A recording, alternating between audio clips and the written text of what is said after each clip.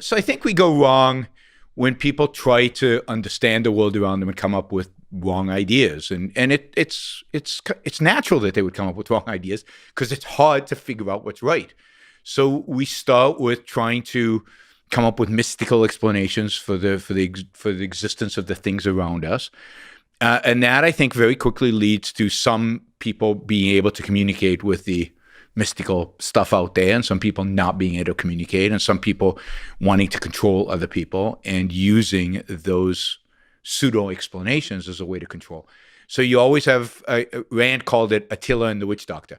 You always have a witch doctor, the mystic, the philosopher, the intellectual, the philosopher, king is a unity of the, and you have an Attila. You have somebody who wants to control other people, who's willing to use force to control other people.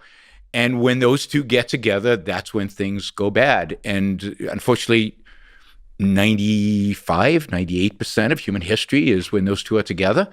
And so the not having them together, having the right ideas, and the right ideas are ones that are not exclusive to those guys, and where we don't allow Attila to have that kind of physical power over us, that's an exception, and that's rare, and that's what needs to be defended. Yeah, Stalin's not personally killing people. Hitler's not personally killing people. Charles Manson's not personally killing people. They need their goons. They need their goons, but they don't have original ideas.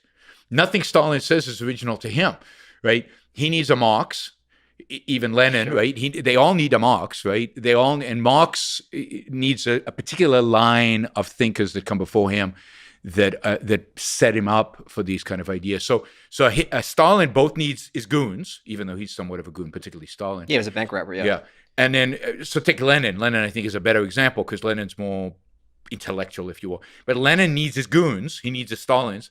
But Lenin also needs his Marx. And we don't want to let Marx off the hook because Marx knows, I think, implicitly that his ideas have to lead to Lenin and Stalin. His ideas are not neutral. I don't think it's implicit at all. I think Marx very much glorified revolution, right. Blood and terror. This is not implicit in the slightest. No, absolutely. I mean, there are letters between him and Engels where they talk about which peoples will have to be eliminated because they don't have that proletarian thing, right? So I think certain peoples in Southern Europe are not appropriate for the utopia to come and will have to be gone. And Marx also had this concept, which we still see today in garbled ways, of polylogism, which is if you're a capitalist and I'm bourgeois or I'm a worker, your logic is different than mine. It's literally going to be impossible for us to communicate.